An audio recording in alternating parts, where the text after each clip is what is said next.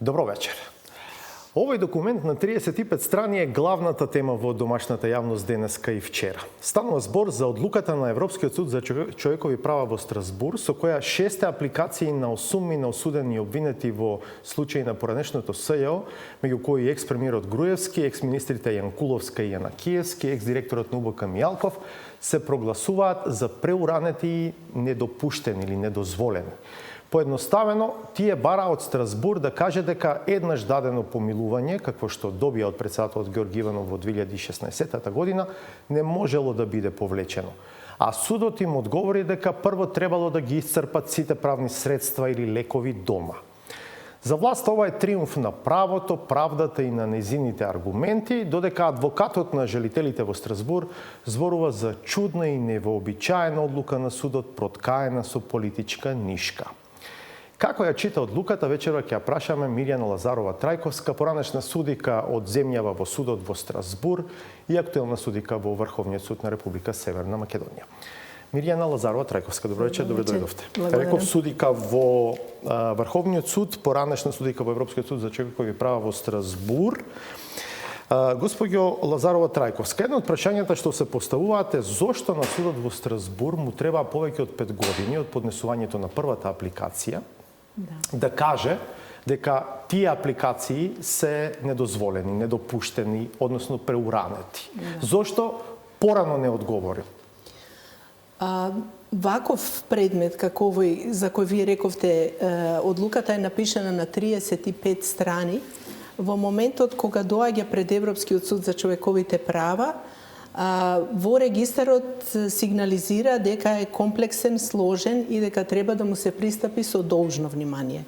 Кога тој пристигна 2017 година, судот според новата методологија за работа не го рангирал како предмет со приоритетна работа, бидејќи тој не покренува прашања поврзани со правото на живот, со тортура, деградирачко постапување, туку сите апликации се насочени кон правото на правично судење, тоа е членот 6, и судот го става во групата на предмети и покрај неговата сложеност, обемност, која што провејува низ предметот, го става во групата на предмети кои што чекаат да му дојде времето за одлучување, така да кажеме. Тоа е поради ограничените капацитети на судот. Тоа е поради методологијата на работа. Судот веднаш ги зема во работа предметите, како што реков, на кои има приоритет заради последиците кои може да настанат, нели, загрозен живот, тортура и така натаму, но исто така веднаш ги отфрла во формација на судија поединец предметите кои што се чисто недопуштени, јасно недопуштени. Тоа значи дека е пропуштен рокот за поднесување на жалбите од 6 месеци, што овде не е случај, или пак покренуваат некои правни прашања кои што не може судот да ги детектира во постапката, што повторно судот не го зел како основ за отфрлање, но може, иако не се искористени правните лекови, да рече дека ќе го отфрли во формација од судија поединец или во состав од комитетот тројца суди. Но, бидејќи овој предмет, уште кога стигнал поради својата комплексност и значајност, го покренал, така да кажам, сензибилитетот во однос на пристапувањето, судот го ставил во предметите кои ќе чекаат да бидат обработени во совет од 7 судии. Затоа малку подолг временски период дури да биде земен во работа.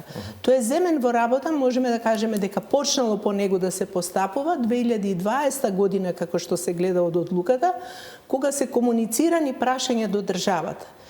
И овој дел од постапката бил малку покомплексен, бидејќи меѓу жалителите има странски државјанин, па судот се обратил до Република Албанија и прашал дали Република Албанија ќе се замеша во овој предмет, што не било случај, и се појавуваат две граѓански организации како замешатели во предметот, кои што бараат нивните обсервации и исто така судот да ги земе во предвид. Значи, тоа се се елементи кои на судот му наложиле да пристапи во поширока временска рамка. Според ова што го зборувате, за вас во прашањето зошто се чекало 5 години, практично нема проблем, нема прашање. Вие не гледате. Јас не гледам проблем, напротив, мислам дека судот заради, како што реков, заради комплексноста на предметот, пристапил многу темелно, го комуницирал до државата, до странската држава чиј државјанин е жалител.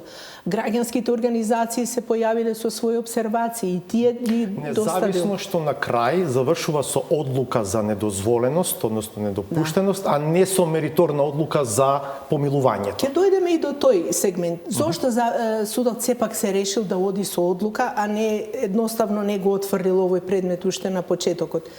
Затоа што предметот заслужува големо внимание. Тоа не е едноставен предмет погледнато и од перспектива на Европскиот суд за човековите права.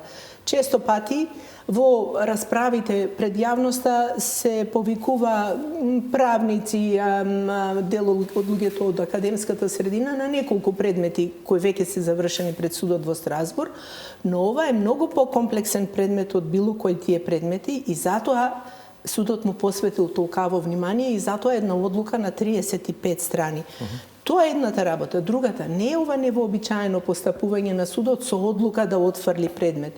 Тој тоа го прави кога сака да упати порака на жалителите, поточно на застапникот на жалителите и на државата. Овде судот не ги затворил сите врати и прозорци па да каже ние го отфрламе овој предмет бидејќи тој по својата жалбите по својата содржина не покренуваат никакво правно прашање, тој рекол не. Ние работиме врз основа на принципот на субсидијарност, кој што налага прво државните судови да се произнесат и затоа сте пропуштиле да побарате од националните судови да се произнесат по овие правни прашања. Една од работите што ги слушаме од адвокатот на апликантите, бидејќи еден ги застапува сите во 6 апликации, осуммина се во прашање, е дека според него судот во текот на постапувањето влегол во материјална, во суштинска расправа, а на крај наместо таква одлука, односно пресуда, завршува со одлука за недозволеност и недопуштеност. Тоа е како резултат на ширината која што ја дава член 35 од конвенцијата, кој вели дека ќе се отфрли жалба во било која фаза од постапката. Значи, по 98 година, кога се менува организацијската структура на судот, судот во исто време постапува по допуштеност и по суштинските елементи на предметот, ако го прифати како допуштен.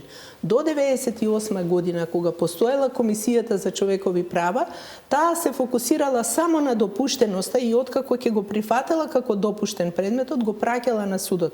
Што значи, одделно се ценеле допуштеноста и суштинските елементи на предметот.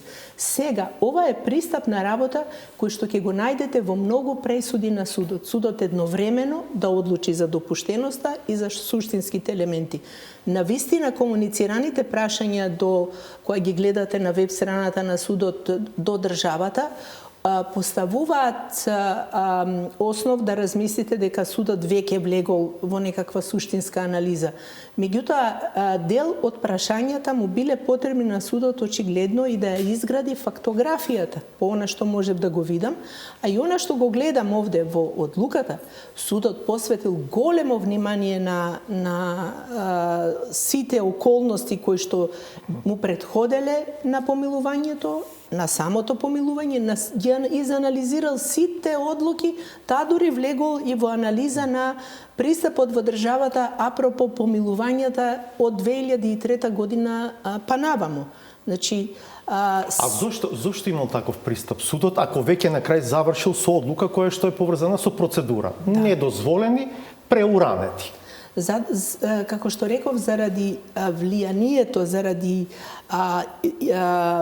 влијанието на сите овие состојби или правни случувања, јас ги гледам од правен аспект и не би сакала да ги гледам од политички, меѓутоа заради сите обштествени па и целиот тој галиматијас кој што настана со помилувањата, по помилувањата и после од повикувањето на помилувањата, судот чувствувал за потребно сето тоа да го преточи во одлуката и вие гледате делот на фактите е значително голем за да читателот било кој од надвор, затоа што оваа одлука останува како составен дел на судската пракса И судот кога пишува вакви одлуки за отфрлање, тој води сметка во било која од 46 земји членки на конвенцијата оваа одлука да биде разбрана и да биде јасна.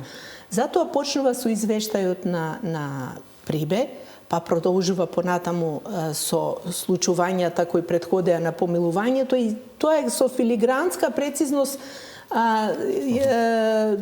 преточено во овие 20 на страни како дел на фактографија. Дозволете ми уште малку за реакциите, критичните. Професорот по кривично процесно право Калајџиев вели ова е мала правна брука за судот во Страсбур.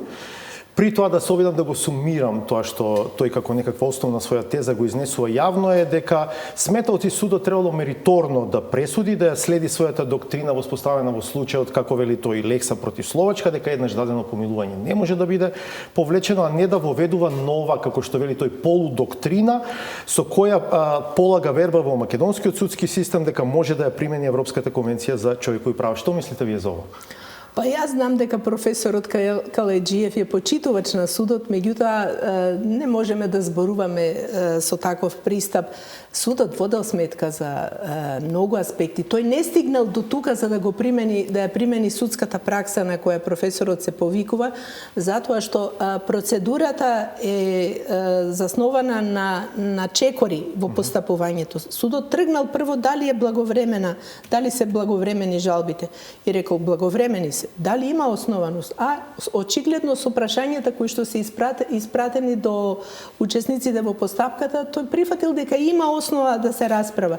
Меѓутоа, кога доаѓа до исцрпувањето на правните лекови, тој констатира дека веќе во други предмети, во постапки против Македонија, тој прифатил дека постојат ефективни правни лекови кои што жалителите трпеливо требало да ги искористат пред да го поднесат жалбата пред судот.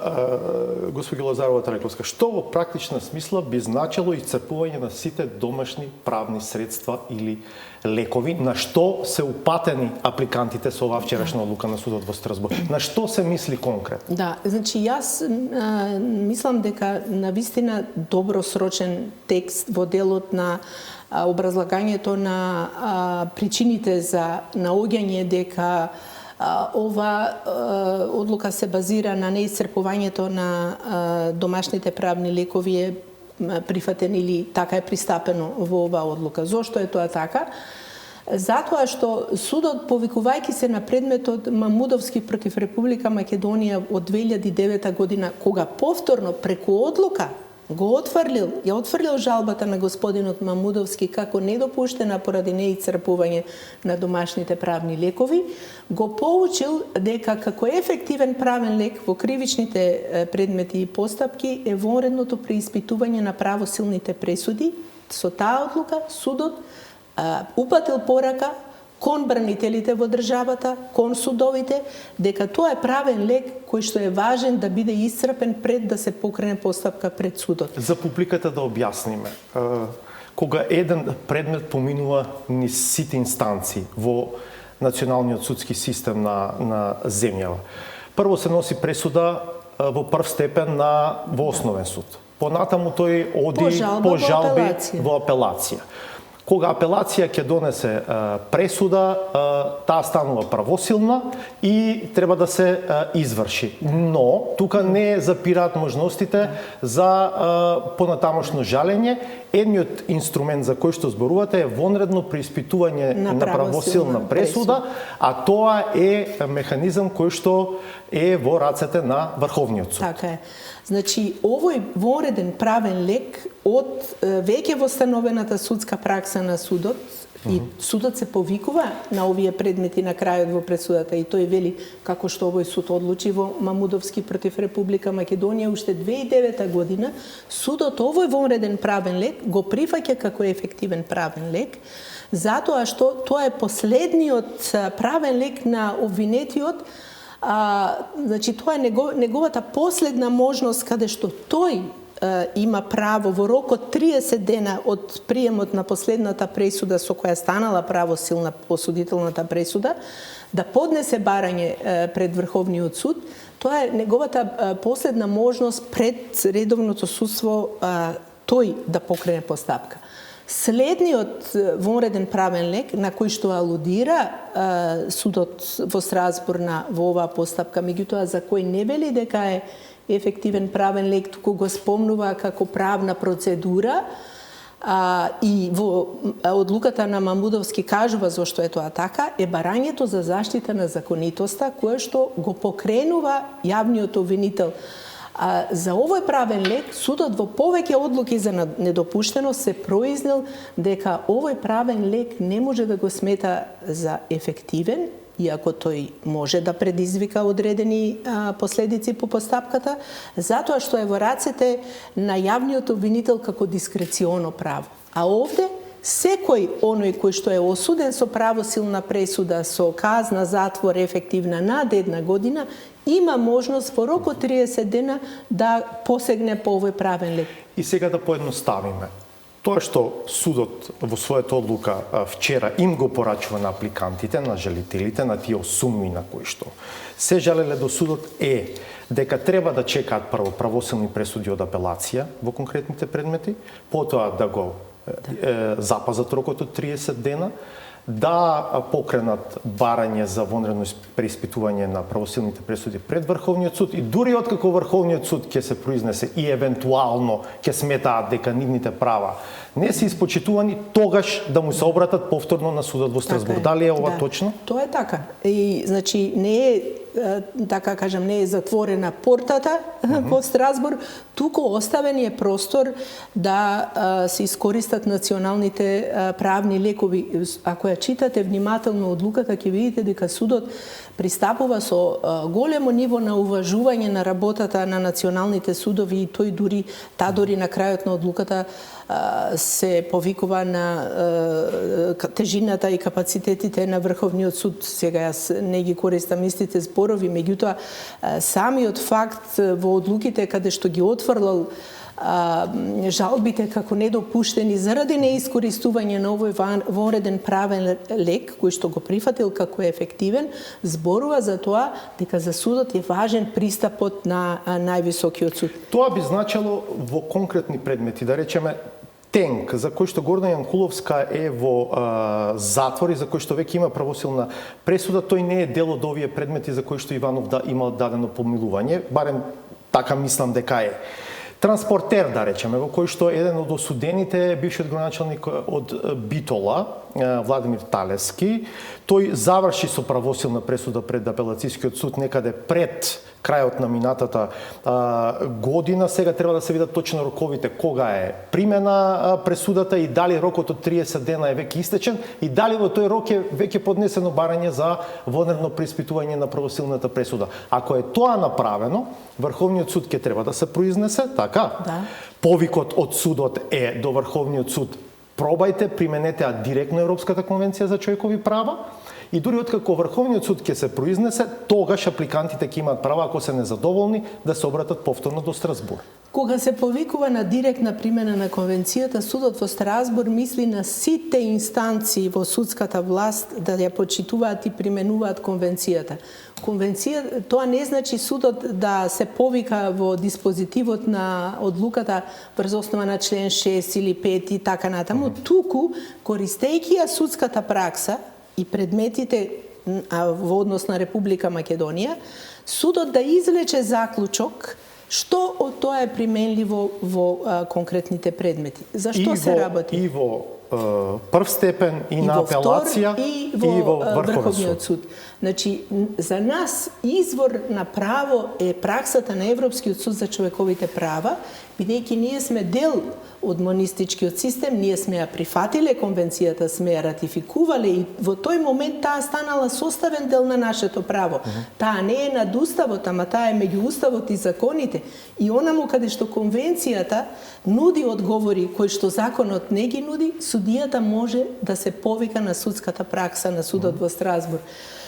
Овде нема голема, да кажам, храброст со страна на судиите да влезат во директна примена на судската пракса. Јас тоа го читам како охрабрување од страна на судот во Страсбург. Знаете зошто е тоа важно? Важно му е на самиот суд во Страсбург бидејќи жалителите не можат да покренат некое правно прашање во судот во Страсбур, ако тоа веќе дома не го покренале пред националните судови. А за да се види дека го покренале, тие морале уште пред првостепениот суд, пред основниот суд, да го покренат, да речеме во овој конкретен случај, прашањето за помилување, во жалбената постапка да му се даде шанса на апелациониот суд во некој од тие предмети има произнесување и на крај на највисокиот суд да се произнесе по однос на ова Има прашање. такви предмети во кои што одбраната се повикувала и на одлуката помилувањето. ги опфаќа тие предмети. Има. Меѓутоа, гледате, самиот суд му требале 3 години од комуницирањето на предметот за да дојде до заклучок. Сакаме како што е една работа да ја расчистиме за општата јавност. Дали треба или требало да се водат посебни постапки само за прашањето за помилувањето, или тоа прашање требало да биде дел од аспектите на кои што приговара одбраната во рамките на предметите во јавноста познати предмети на поранешното СЈ, кои што се во процедура во нашиот судски систем? Во оваа конкретна ситуација судот упатува на исцрпување во предметите на можноста да се покренува оваа конкретно Во правно рамките на прашање. предметите, не посебно да се... Тој ќе, кога читате одлуката, прави една многу длабока анализа и на постапувањето на Уставниот суд, кога тој имал можност, имал шанса да даде и поголем фидбек во однос на помилувањата на 3 пати. И мислам дека ова одлука треба да се анализира внимателно и треба да преку неја да се види каде има процепи во системот, кои се маните на системот на помилување. Има упатени што препознаваат пораки за најмалку 2 работи што би требало да ги направат домашните институции. Една, собранието можеби да се впушти во автентично толкување на членот 11. Дали бил управен, дали бил на сила, кога Иванов врз основа на член 11 од Законот за помилување ја носи одлуката за помилување. Втора работа дека Уставниот суд може да се произнесе за конкретните одлуки за помилување, што го нема направено. Судот, дали според вас има тука некаква логика во ова расудување? Јас искажав став по ова прашање и знаете, Уставниот суд не може да биде креатор на закони. Ако тој некоја норма ја извадил од правниот поредок, членот 11, не може тој да го врати членот 11 во правниот поредок со тоа што ќе го укине членот 11а, како што се случи кај нас. И тогаш јас и во одлуката ја има расправата на луѓе од правната фела. Моето видување беше дека се работи барем во првичните исчекори со тој генерален пристап за амнестија, а не за помилување.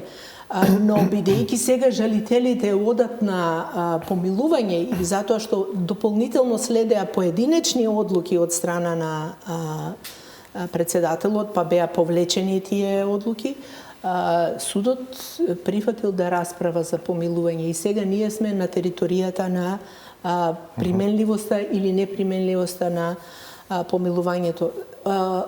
Мислам дека судот му посветил толкаво внимание со одлука за недопуштеност на овој предмет, затоа што немал ваков комплексен предмет во врска со помилување пред себе до сега. Немал толкав број на жалители, меѓутоа и немал такви состојби внатре во правниот и правосудниот систем, ако сакате и во делот на законодавството, со правна норма која што креираше проблеми во нејзината примена, кога сме веќе кај членот 11. Има ли капацитет, вие рековте, храброст не гледате, има ли капацитет Врховниот суд директно да ја примени Европската конвенција за човекови права, бидејќи сега ќе биде веројатно првата инстанца до која што ако е точно дека транспортер е прв во редот за кој што може да се решава по барање за вонредно преиспитување правосилна пресуда, треба да се види, се разбира дали е поднесено барање во рок и така натаму. Во правна смисла нема пречка за тоа, но зборуваме за капацитет, знаење, подготвеност да се направи тоа. Мислиме на целото судство внатре, не само на и не само на Врховниот суд. Бидејќи Врховниот суд прави обид, Врховниот суд на неколку пати организираше општа седница за да го расправа прашањето за директна примена на конвенцијата и на уставот во врска со правото на жалба на разрешени судии, што значи дека има желба, има капацитет за расправа, меѓутоа, за жал, Врховниот суд остана со 12 судии и тешко е од 28 со 12 судии некои прашања да ги расправате во однос на пристапот на директната примена на меѓународните договори. Ова одлука, мислам дека ќе предизвика потреба и внатре да се изнедрат сили и во судството, затоа што и во основните судови и во апелацијските судови сега веќе има и една нова генерација на судии кои што сакаат да ја читат праксата на Европскиот суд за човековите права. И јас повремено во моите раци доаѓаат пресуди каде што тие реферираат на праксата и цитираат пресуди. Многу почесто тоа го прават адвокатите и морам да кажам дека се многу повешти во користењето на праксата. Впрочем, можете тоа да го видите и овде. Овде еден адвокат ги застапувал сите жалители и тоа не била воопшто едноставна работа, вие сите тие елементи да ги ставите во жалбите. Дали судиите ќе се одважат да одат на директна примена на судската пракса е многу важна работа, затоа што не само на овој предмет. Сега ние сме во рамките на овој предмет, меѓутоа само одважни судии можат да креираат ново судство или нов лик на судството. Ќе мора да се изнедруваат сили. Ние сме во едно многу тешко време кога станува збор за самото судство, кога намалени се капацитетите. Ме прашувате за капацитети. Ние имаме судови со проширена надлежност како Прилеп со 4 судии. Ние имаме апелацијски судови како што е Штип, кои што остануваат со 7 судии, дел од нив ќе одат во пензија. Значи, капацитетите наместо да растат, наместо да се подобруваат, во изминатите неколку години се намалуваат. Меѓутоа, она што значи човечки потенцијал, јас меѓу судиите морам да кажам дека препознавам луѓе кои што сакат да работат со очите вперени кон на Европскиот суд за човековите права и во нив ќе бидат надежите. Да сумираме, предметите на СЈО продолжуваат да бидат во процедура пред домашните судови и други институции. Жалителите добија насоки дека треба да ги исцрпат домашните правни лекови, но тоа не значи, напротив, дека приказната околу помилувањето на Иванов се затворени. Главните одлуки треба ги очекуваме до опрва. Така е.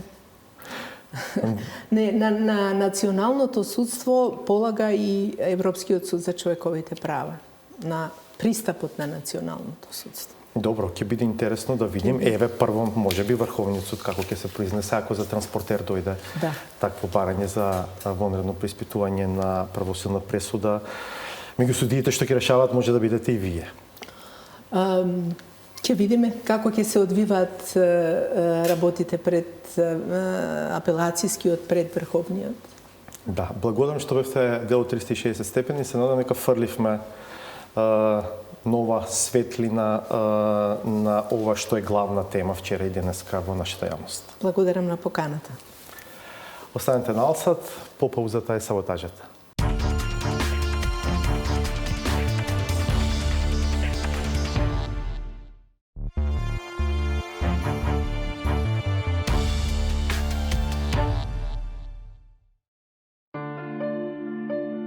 За разлика од неговиот битолски пандан, кој едно утро се разбудил и станал тоа што станал, Охридскиот смета дека не е баш така лесно.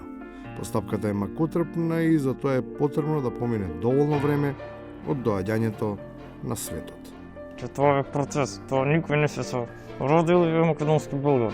Низ тој процес веројатно постојат фази и ритуали низ кои задолжително мора да се помине. Најпрво е важно да станеш партиски послушник, потоа малку и да се радикализираш, а во последниот чин неопходно е да прераснеш во остар демонстрант кои со душа и срце, патриотски гушнат со барјакот од Кутлеш, ке си ги брани Македонија и незиниот од сегашна дистанца, западен дијалект.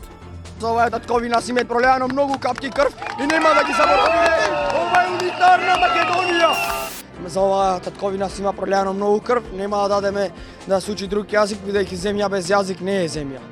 Предпоставката дека измешаните брзини се својствени за јуниори изгледува дека е точна. Ако тие се сосема нови во групата, тогаш многу љубат да се подпираат на туѓата историја, па дури да си ја присвојуваат. Тоа што Таче и Таравари во владата предлагаат советник на Груевски, дополнително влијае врз гордоста. Пошто мене и како ми се важни кои се минјата ставени на гласање. Еве има еден наш кадар таму, па мислам дека министрот Уште го сметате за ваш? За информатичко општество. Добро, да. ама внимавајте со ова наш кадар, бидејќи тој е кадар од времето на Груевски. Опозицијата веднаш ќе ви каже дека не сте расчистиле со времето на Груевски. Јас имам расчистено така да ми е едноставно мене тоа.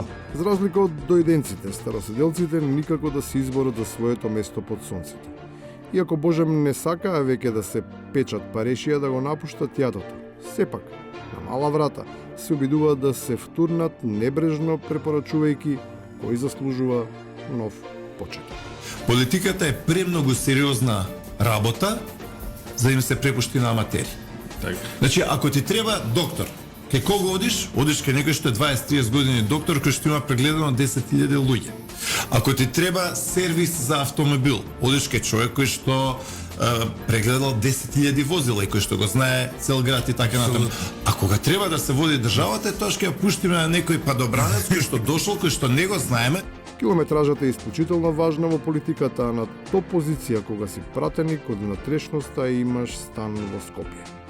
Тогаш само ја набиваш додавајќи и додавајќи. Оти така се прераснува од аматер во сериозен политичар. Нема службени возила, пратениците ги одржуваат сами менуваат гуми, сами менуваат опрема, сами ги регистрираат. Сето ова пратеникот си го плаќа сам. И на крајот, додека СДСМ се мачи бирејќи нови партнери, правејќи некакви алијанси за Европа, ВМРО ДПМН не само што е веќе таму, туку е и на власт. Да бидам искрена, ние одамна сме во Европската Унија, некои персонално, а богами некои партиски. Може да кажам дека ВМРО ДПМН во моментов преку своите пријатели ИПП управува со Европската Унија. Тоа што тие владеат со Унијата е добро за нив, ама за Македонија ќе биде најдобра кој ја возможат да стане дел од неа. Се друго, колку и да е искрено, е аматерски политички спин од искусен универзитетски даскал. Толку за вечерно. Се гледаме в понеделник од 22:20.